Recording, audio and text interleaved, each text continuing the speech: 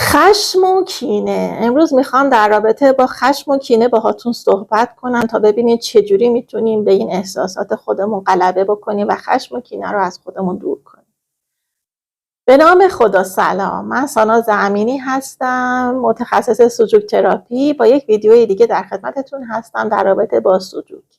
این ویدیو رو اصلا از دست ندین، چون که افراد خیلی زیادی در این رابطه به من پیغام دادن و خواستن که توی این زمینه براشون ویدیو تهیه کنم و امروز میخوام ماجرای خشم و کینه رو براتون بازش کنم، ببینین که مشکل از کجاست. اگر که خیلی دچار خشم‌های زودگذر میشین چجوری میتونین برطرفش کنین. اگر که خیلی دچار کینه هستین و کینه به معنی این که نمیتونین افراد رو ببخشین و خیلی مدت زیادی ناراحتیتون از افراد مختلف تو ذهنتون میمونه و شما رو اذیت میکنه. ببینین، همینطور که من بهتون گفتم، بدن ما یک مجموعه از جسممون و روح و روانمون. یعنی شما اگر که مواظب جسمتون باشین میتونین روح و روانتون هم سالم نگه دارین، ولی اگر مواظب روح و روانتون باشین میتونین جسم سالمی هم داشته باشین. وجود خشم و کینه یکی از کارهای خیلی مهمی که میکنه اینه که روی کبد و کیسه صفرا شما اثر میذاره و باعث میشه که این دوتا کارشون مختل بشه. حالا به چه ترتیبی؟ الان خدمتتون عرض میکنم. وقتی که شما دچار خشم میشین، انرژی کیسه صفراتون زیاد مصرف میشه و انرژی کیسه صفراتون کم میشه و باعث میشه خیلی مشکلاتی که در اثر ضعف کیسه صفرا در بدنتون ایجاد میشه براتون پیش بیاد. اگر دچار کینه هستین و هیچ وقت نمیتونین افراد رو ببخشین، اگر یه کار کوچیکی براتون انجام دادن، کاری که ناراحتتون کرده، همیشه اون کار رو تو ذهنتون هی میخواین تکرار بکنین و همیشه یادآوری بکنین، در این صورت کبدتون مشکل پیدا میکنه. خیلی وقتا سرطان‌های کبد، ایجاد کبد پرچرب یا اینکه مشکلاتی که کلا برای کبد به وجود میاد به خاطر اینه که شما نمیتونین افراد رو ببخشین. پس باید چیکار کنیم؟ باید سعی کنیم این مشکل رو برطرف کنیم، چرا که هم این ماجرا به جسمتون ضرر میرسونه، همین که روحتون رو مدام درگیر میکنه. شما اگر یک نفر یک بدی در حقتون کرده باشه، این ماجرا رو هی بخواین تکرارش کنین تو ذهنتون و همیشه به یادش باشین، چه اتفاقی میفته؟ این اتفاقی که میفته اینه که انگار همین الان اون شخص این بدی رو داره مدام در حق شما انجام میده. فرض کنید یه نفر یه حرفی به شما زده، این حرف شما رو ناراحت کرده، همون لحظه خیلی عصبانی شدین از این حرف، ولی خب حالا خیلی ها میگن که من همون لحظه نتونستم عکس العمل نشون بدم و خیلی ناراحت بودم ولی نمیتونم فراموشش کنم، نمیتونم ببخشمش. بعد هر روز تو ذهن خودتون هی تکرار میکنین که این شخص به من این حرفو زد، این شخص به من این حرفو زد. چه اتفاقی میفته؟ هر روز بدن شما فکر میکنه که این شخص داره همین الان این حرفو به شما میزنه و هر روز دارین خودتون رو تحلیل میبرین، در صورتی که اون طرف این حرفو زده و تموم شده رفته و گذشته اون ماجرا. ولی شما با یادآوری هر روز خودتون باعث میشین که این ماجرا رو مدام به بدنتون یادآوری کنین و مدام اون هورمون هایی که درون بدن شما ترشح میشه و باعث میشه که این حس رو همش در شما زنده بکنه که از دست شخص ناراحت باشین، هر روز داره براتون تکرار میشه. بنابراین این به بدن خودتون صدمه میزنه، در صورتی که به اون شخص مورد نظرتون هیچ صدمه‌ای وارد نمیکنه. پس بهتره که اول از همه این مشکلات رو حل کنید.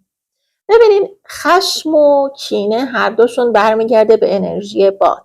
یعنی اگر شما انرژی باد درون بدنتون زیاد باشه، دچار خشم و کینه میشین. حالا اگر که ینگ خشمتون زیاد باشه، یعنی چی؟ یعنی ینگ خشم، منظورم اینه که ینگ بادتون زیاد بشه، اون موقع هستش که شما خیلی عصبانیت‌های زودگذر پیدا میکنین. نقطه 0 تا 100تون در چند ثانیه بیشتر طول نمیکشه. یعنی وقتی یه نفر بهتون حرفی میزنه بدون اینکه فکر کنین، بدون اینکه اصلا آرامشی داشته باشین، سریع عصبانی میشین، سریع عکس العمل نشون میدین و خیلی راحتاً دوباره از 100 به 0 میرسین. یعنی زودی هم فراموش میکنین و ماجرا فراموش میشه و تموم میشه.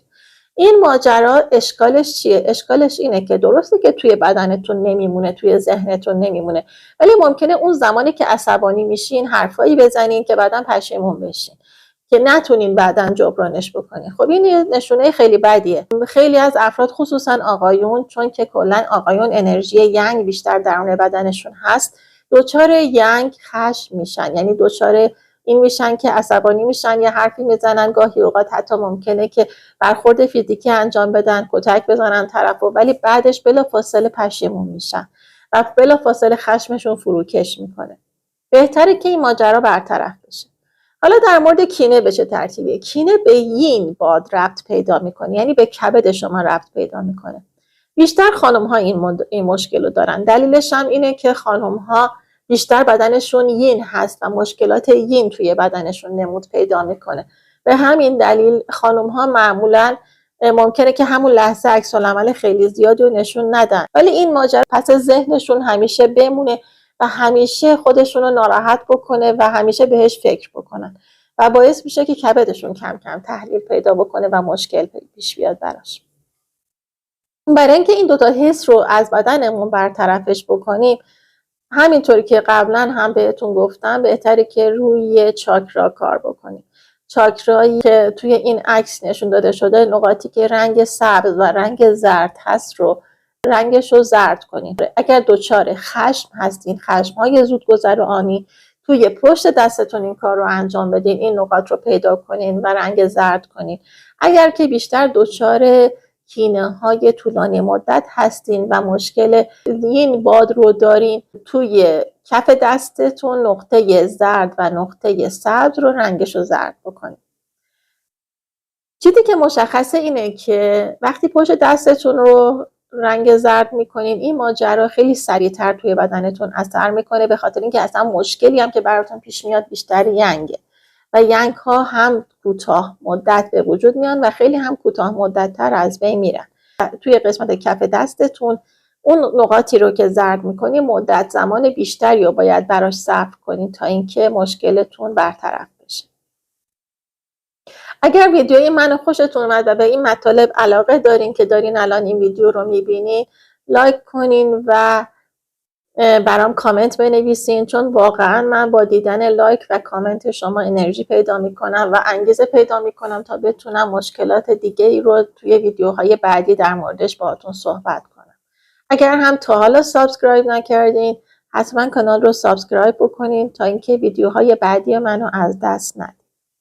یه مسئله دیگه که در مورد خشم و کینه میخواستم باهاتون راجع بهش صحبت بکنم اینه که ریشه ایجاد کبد چرب معمولا میتونه در کینه های شما باشه. یعنی که شما کبدتون اگر چرب میشه، میتونین روی این زمینه کار بکنین که احتمالا خیلی دچار کینه هستین و خیلی کم یادتون میره که یه نفری در حقتون چه کار کرده. شما سعی کنین که با مراقبه یا اینکه با مدیتیشن یا با هر روشی که بلدین، اگر که اعتقادات مذهبی دارین با مسائل مذهبی و ذکرهایی که توی این زمینه وجود داره، اگر که اعتقاد مذهبی ندارین با مراقبه هایی که توی روش های مختلف آموزش داده میشه، سعی کنین که این مشکل رو برطرف بکنین و این کینه رو از ذهنتون بیرون کنین تا دچار مریضی نشین. یکی از روش‌های خیلی جالبی که توی سوجوک مطرح هست در این زمینه مراقبه لبخنده. من یه ویدیوی جداگانه براتون درست میکنم در رابطه با مراقبه لبخند. توی ویدیوهای قبلی در این مورد باهاتون صحبتی نکردم، ولی به این مسئله دقت بکنین که اگر لحظه‌ای که شما عصبانی شدین از یک نفر، همون لحظه مغزتون این فرمان رو بده به بدنتون که لبخند بزنین.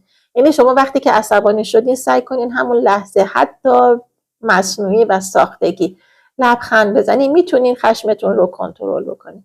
لبخند زدن هنگام خشم میتونه جلوی خشم شدیدتون رو بگیره و این ماجرا رو بتونه کنترل بکنه.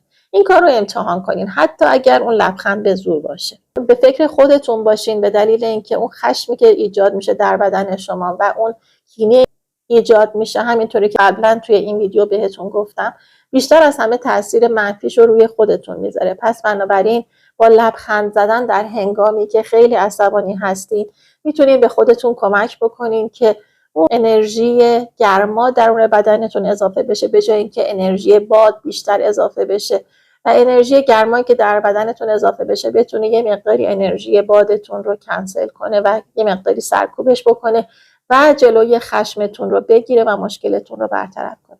من مطمئنا در رابطه با مراقبه لبخند در آینده ویدیو میذارم و بهتون میگم که به چه ترتیبی مراقبه لبخند انجام میشه و چجوری میشه شما این کار رو به صورت نهادینه در خودتون ایجاد بکنین و همیشه از این روش استفاده کنین. من خودم خیلی از این روش استفاده کردم. گاهی اوقات شده که خیلی از این ماجرای عصبانی شدم و ناراحت شدم و همون لحظه یهو فکر کردم که خب حالا من باید چیکار کنم که اینقدر عصبانیم.